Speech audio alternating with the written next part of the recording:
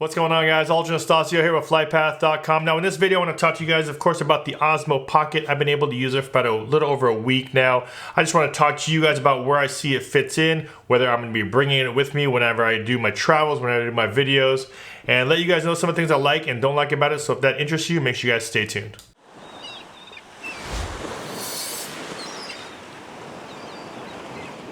And quick disclaimer, I did pay for this Osmo Pocket. I did not get it early, hence the reason why this video is coming out so late. And if you guys are new to my channel, I do a lot of drones, tech, tips, tutorials, as well as product reviews on this channel. So if that's something that interests you, make sure you guys hit that subscribe button and also hit the bell to be notified when I post new videos. And the one thing about not getting it early or doing the pre-release for this Osmo Pocket was that I can get it and now just use it as I would and go through kind of my real world scenario with it and see where this would fit into, into my bag, in my pocket, and see if it's something that I did want to keep with me, or if it's something that's, more of another gimmicky item that, that's out there. And I'll be honest with you, just to cut to the chase, this is definitely something I'm gonna keep with me and use. And let me tell you a little bit, some of the reasons why. So before I even jump into the Osmo Pocket and the full review and talk about all the features I like and don't like about it, I kind of want to go back and talk about just where I've started from as far as some of the stabilization goes.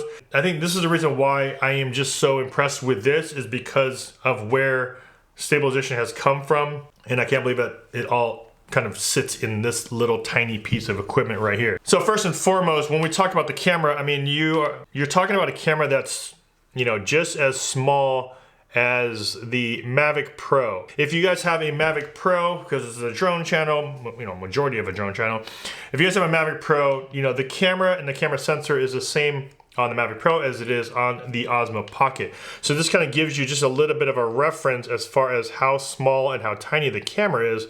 Of course, the gimbal system has been revamped, so it's a lot more sturdy than this one. This one's, really, really flimsy. Kind of wish they had this on there. That'd be nice. Gives you an idea of just size-wise as far as the camera goes. And the one thing about this camera, shoots 4K at 60, shoots 120 frames a second at HD or 1080. This one doesn't even do that. This was 4K at 30.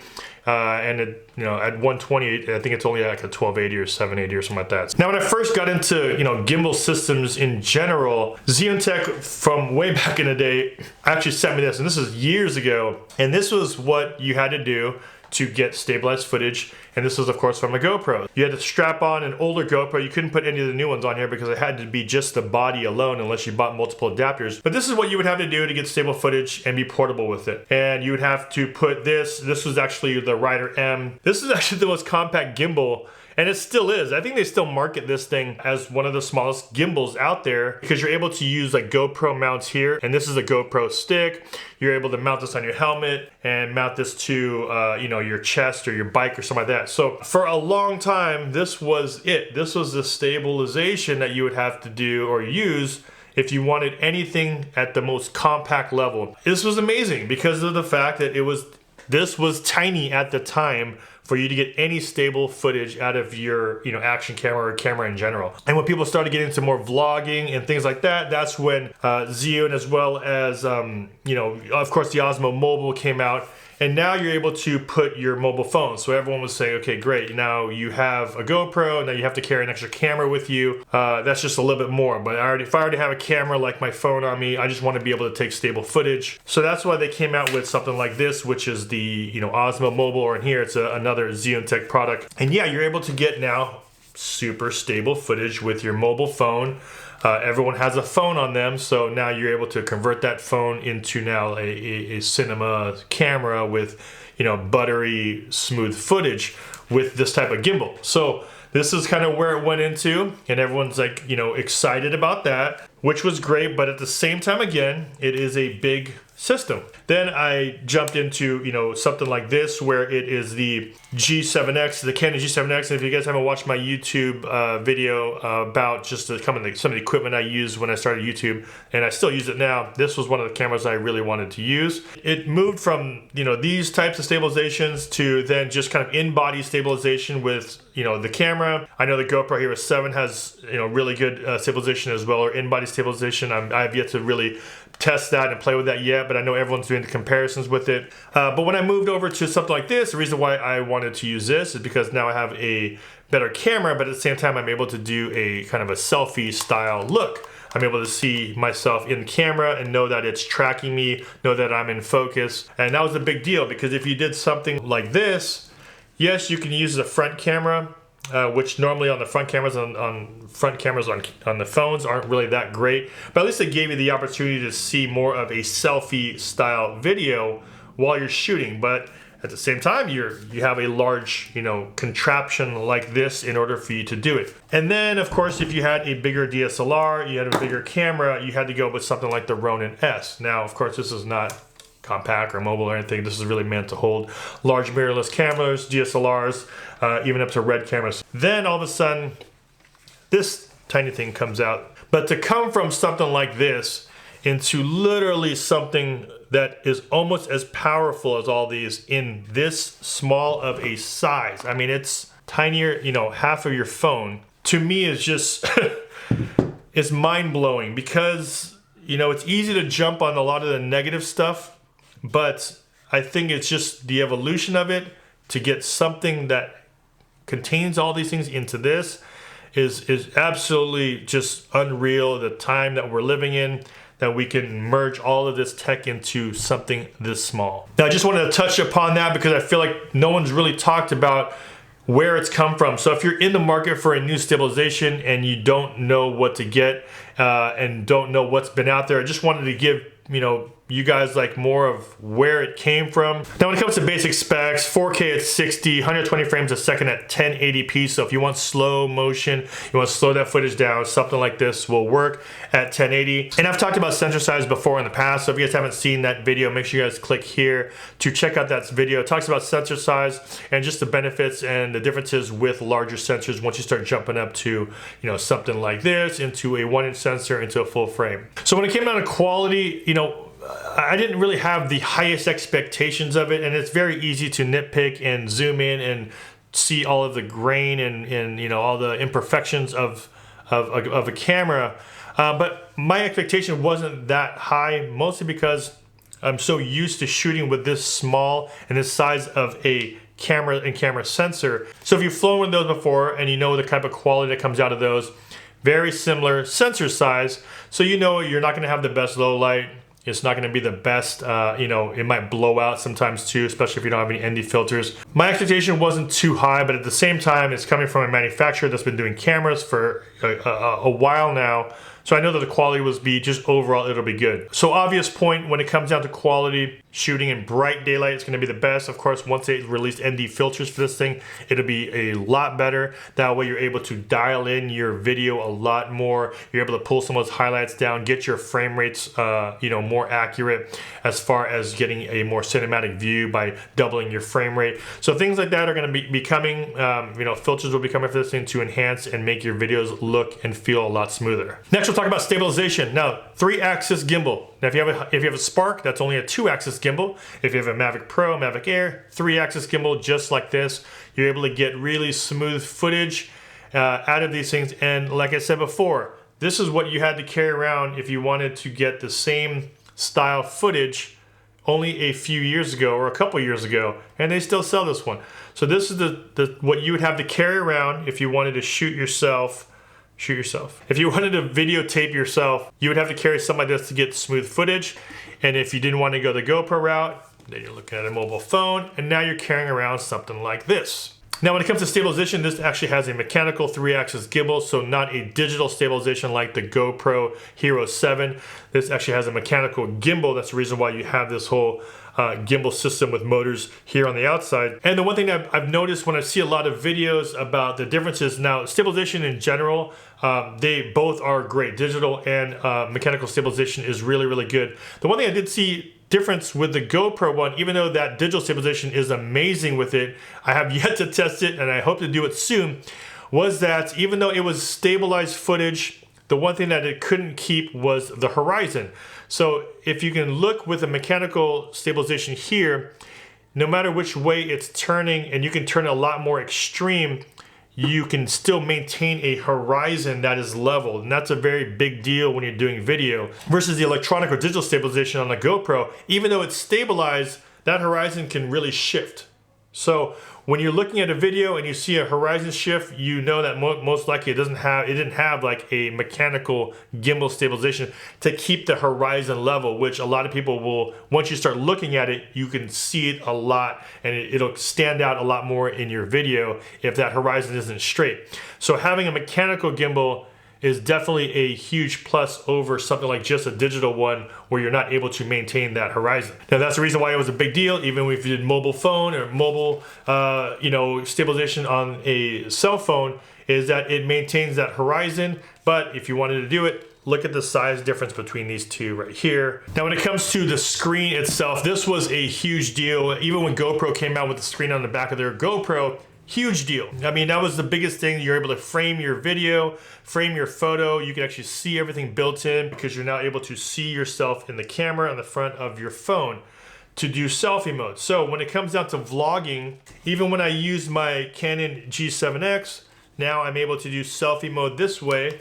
But once again, look at the size difference between the two. I'm able to do selfie mode on both. I'm able to shoot this way on both. And this is what I'm talking about when you're kind of combining a bunch of these together into this tiny product. So I'm not sure if you can see right here, but basically when I move around in this frame, the camera will actually track me, and it keeps me in the frame. So really, really cool features like that before was just put onto the app itself. Now it's built into the camera. So you're able to do face tracking. And the one thing I did notice though, at 4K at 60, it's not able to do face tracking. It's only able to do 4K at 30 and below. Now, even though you're able to vlog with it and put yourself in the frame and in the shot, the one thing I didn't like about this thing, which I think they could have improved on, was of course is the field of view. It's a little bit narrow. So if you've ever shot with a GoPro, if you switch that to linear, so there's normally like a super wide, narrow, and linear. Linear basically will crop into the video so everything doesn't look so fisheye. This is very, very similar, but the thing is with this one, I believe the linear on the GoPro is about 24 millimeter, and this is 26. So it's even a little bit more narrow than linear on a GoPro.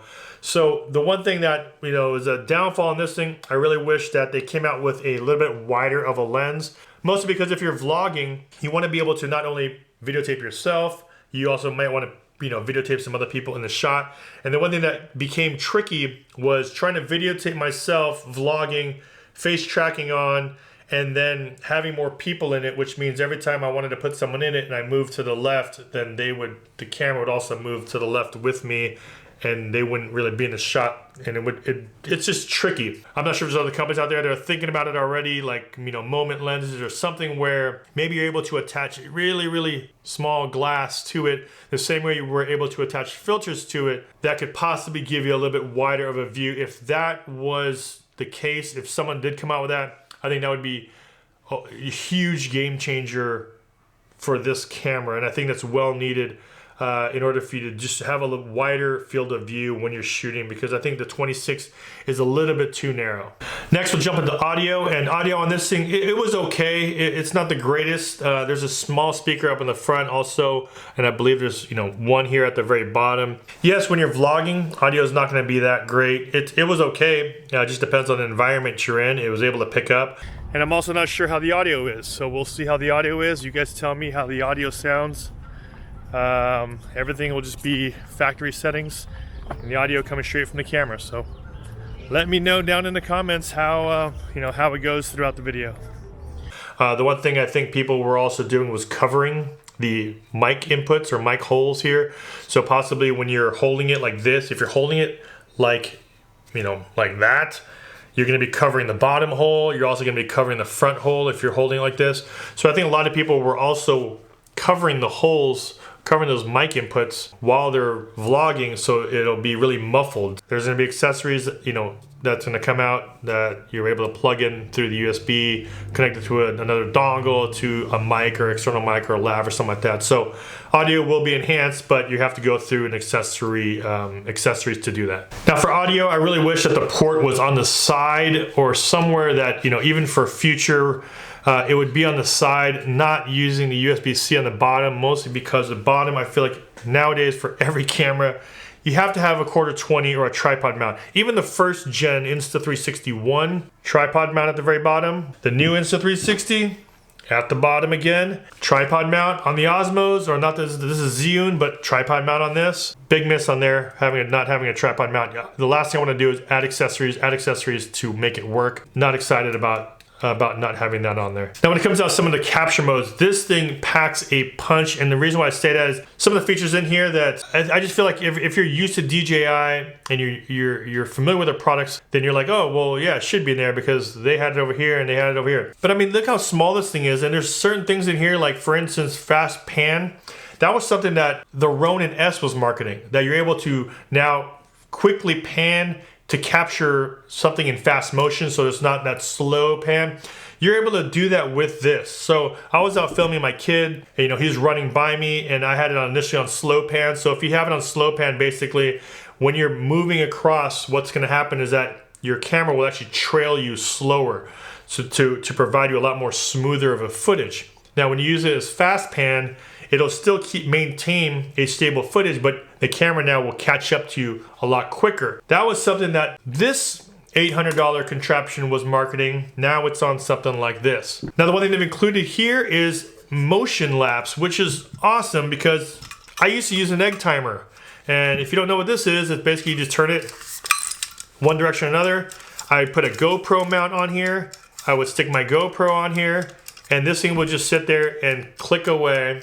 And that's how I used to be able to do motion lapses. So it would just slowly turn. I would put my camera, my GoPro on a timer and let it run, and I would just get something like that. It would just click all the way across, and I would get some sort of, basically a time lapse of motion. They included that, in some of their mobile phone apps to do that with the Osmo Mobile, which is, again, you're using your mobile phone with the Osmo Mobile, which is about similar size to this. So now you have time lapse and motion lapse on here. And what's really nice is that they make it easy by just selecting your first point.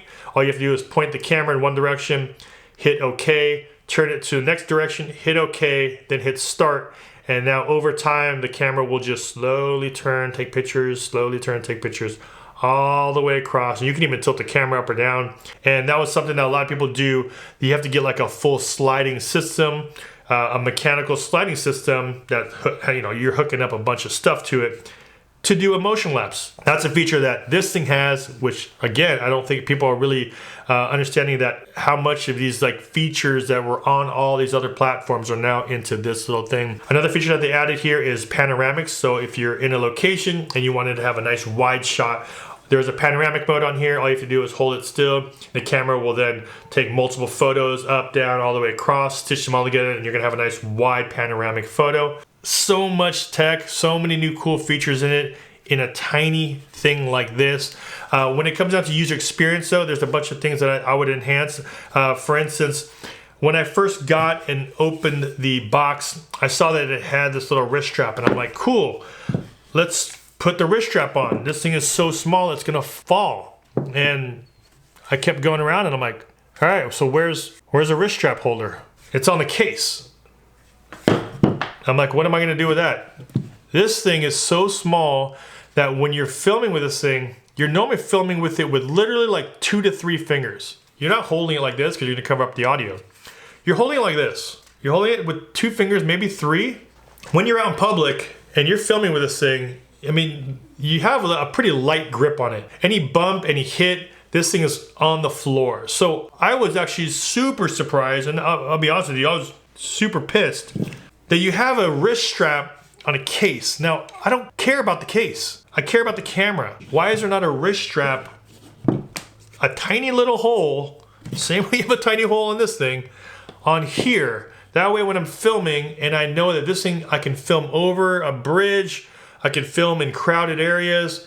If this thing gets hit and it falls, at least I know it's gonna be hanging from my wrist, not from a case that I'm probably not gonna carry with me as much. Manufacturers out there, third parties, enjoy that one. Please make one that straps around here super tight. It's a wrist strap to hold something like this, or hold a peak wrist strap, just anything that can hold a loop. Give me a loop, give me a loop. Give me a loop. One of the things I missed out on, I think, is a lot of the video, a lot of their self-promo stuff talked about all these great things you could do, but a lot of these things you could do, like these, motion blur time lapses and motion lapses, you know, you need ND filters. You need to be able to sit this up here and feel safe about leaving it somewhere like that. But you can't leave it there for a long, I mean, any like knock or touch or wind or anything will start moving this over. DJI really, I think, missed on marketing a ton of stuff without the accessories ready to go. Yes, you can have great audio, but you need a jack. Where's the jack? Yes, you can mount it and do motion lapses, but I'm not gonna leave this on the table here and thinking no one's gonna touch the table and not feel like it's gonna fall over. There's gonna be a mount for that. It's like a Wi-Fi mount, but at the same time, where's that mount? There's, you know, other accessories like a waterproof casing. A lot of people are comparing this to GoPro. I don't want to compare it to GoPro because it's not a GoPro. If I need an action camera that's going to be in the snow, water, anything like that, that's a GoPro. This is not a GoPro. I don't really compare it to a GoPro. I think it's just another accessory or another type of camera for me to go out and shoot, which is an alternative for me, which I feel like is an alternative for my phone, not necessarily just a GoPro. There's definitely a place for it, and I think GoPro and this is definitely always goes head to head because of form factor, size.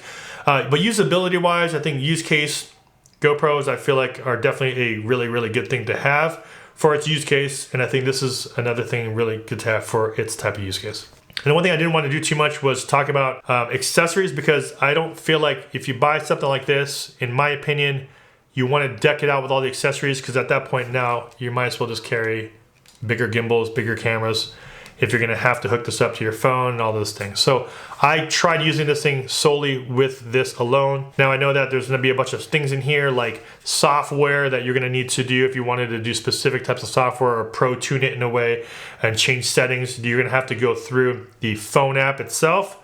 But I think that's more of a software issue. I think that eventually DJI will move that into the phone. I think just for MVP or minimal viable product, they had to put something out there that can satisfy, I would say, the majority. And I think this does. I think this satisfies the majority. It's those, you know, the people who want to fine tune it more, adjust, you know, every, you know, shutter speed, aperture, and ISO, and all those little, you know, all those exposure factors. Those are also a very small, I think a smaller percentage of the people that they're targeting this to, who they're marketing it to. So when it comes to the advanced features, at least I know that I think that's a software issue that they can probably put in this camera eventually. It's just not in it right now, which is, you know, kind of a bummer. Not having a quarter 20 at the bottom is a huge downfall. And I think I got this little 3D case. This is actually an open source 3D printed case. I got this from Drones Made Easy. They're actually gonna be coming out with their own holder or case for it. But I think this one that they got was an open source one. They're gonna be making a custom one, but just a, you know, shout out to them for printing this out for me. So if you're doing time lapses or anything like that, or any photos, at least now it gives me a larger foundation for my camera. This one also has a quarter 20 at the bottom. It has a GoPro mount, so you can put a bunch of accessories on it. But when, like I mentioned, if you're starting to do more accessories, this thing just ends up turning into a full hybrid system. That I think the point of having this thing is really just to keep this thing as small, slim as possible. Now, the one thing I found out when I was charging my Osmo and I was having this in the case is that when you put it in the case and you strap it and you plug it in, how do you know it's charging? There's no light, there's no anything. Well, there is, but it's on the inside. So one thing I did is drilled a hole right here, and that way you're able to now see this light, which they covered up while it's in the case. And if it's charging here on the bottom, you'll be able to see the light through here. Little hack for you guys. Who's this camera for? Honestly, I think this camera has features for everybody. Let me start from the beginning. If you're into video and you're starting into video and you want to, you know, have a little bit higher of a quality production value, you have something like this that shoots high quality video, high quality photos on a gimbal system, so you have really smooth footage. If you do real estate, if you do anything, family videos, you're gonna have amazing videos out of the box. To get something like this, you would have to go something this route. Nobody wants to carry this. Nobody wants to carry this stuff anymore. So for me, it's, even if you're starting out and doing video, to have the camera on you is 100% the biggest deal. To shoot and to produce content is the biggest deal. Like I said, when I started doing the YouTube channel a couple years ago, I was using a phone and I was using this. The content is key for everything. How great the quality is, how good the audio is, all that stuff will definitely come into play as you start understanding and start growing with it. But if you are being held back by not shooting because of contraptions, this is where I feel like it's the biggest deal. I was out vlogging with it and I felt pretty normal vlogging with it in public versus vlogging with this in public, right? This feels like, yeah, you're doing a vlog, you're doing a YouTuber. This feels the same way, like, wow, super overkill guy for a mobile phone, you know, shooting a fountain. With this thing, it feels like it's like, oh, that's cute. And I think he's shooting a video with it, and it's pretty inconspicuous. It doesn't really look like anything big. Not a production, not a high quality video production on set here. Great camera to have, and I feel like a lot of people would feel more comfortable carrying this around and shooting with this thing versus any of these. So for me, I would lean towards having this because of the fact content is key, shooting is key. Just having something to work with is better than nothing. And I think that if you're depending on the gear, you end up not bringing anything and not shooting. Having something like this just allows you to feel a little bit more comfortable, not only just in public, but just in general of having, if you're an experienced shooter, you just want to add B-roll, setting this up really quickly to do a motion lapse, setting this up to do a time lapse really quick, whip it out into a vlog. I mean, there's certain things that, you know, sometimes I don't want to carry this thing around. And now I'm missing out shooting content if I don't want to use my phone, or if I don't want to carry this around. I'm missing that content. We're here, take it out, shoot. Yeah, field of view might not be the best right now. Version 2 will probably be better, but at least I have content to work with. And I think that our expectations are so high on DJI that, you know, we expect just to crush it at every level, every single time. This is the first gen of this product, and it's really merging all of this together. For the first take, I mean, I don't know, man, this thing is awesome. So that's about it, guys. I'm sure there's a bunch of things I still, you know, kind of went over that I could have went into more detail of. I just wanted to give you guys my first impressions, my first look, my first, you know, just overall feeling about this camera. I was definitely somewhat tainted in a way, you know, when I first saw a lot of videos out there, and I really wanted to hate it, I'll be honest with you. Then after using it for a week and kind of getting over some of those things, the fact that I was able just to produce content, I think was the biggest deal. And I felt like it was very, very simple to do that with this type of camera. As always, guys, if you guys got value from my video, don't forget to hit that like button. Don't forget to subscribe for more videos in the future. Hit that bell and you will be notified. This is Aljon Stasio with FlytPath.com. I'll see you guys in the next video. Take care.